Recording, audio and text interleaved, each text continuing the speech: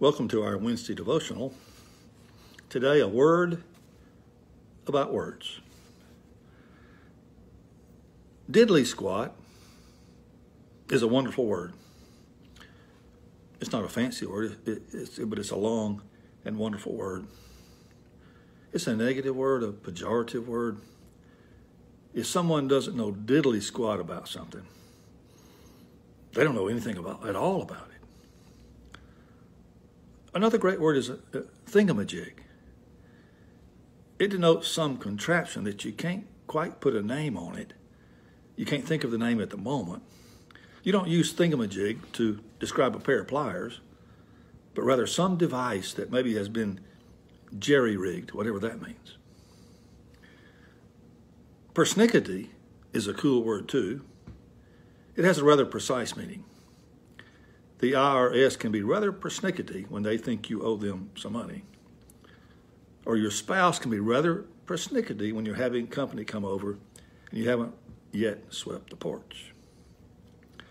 I love the word lickety-split, which means plenty pronto, get to it now, lickety-split. These are all long and cool words. They're not necessarily fancy words like fuchsia, I think is a fancy word for purple, or like chauffeur, which is a fancy word for a driver. Parfait is a fancy word for an ice cream sundae. One Sunday in a sermon, I made note of the fact that I'm kind of a plain guy. I like chocolate ice cream. I like lasagna. A young girl in our church named Jenna was so concerned that I'm a plain guy that she went home after church and got a book called Fancy Nancy and brought it for me to read. I don't use a lot of fancy words or long words unless the occasion calls for me to be loquacious. It got me to thinking about words. The gospel is kind of plain, straightforward.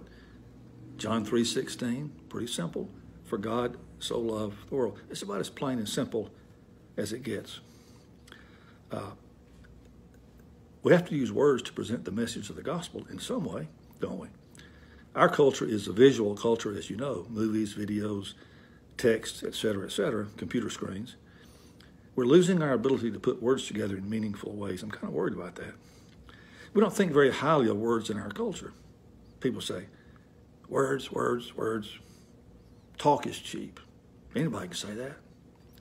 We still say, sticks and stones may break my bones, but words will never hurt me. Are you serious? Of course they hurt.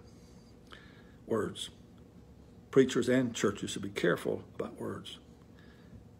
Words are just too important for us to be careless with them. Paul says in Romans 10 that all people will have access to the Word of God.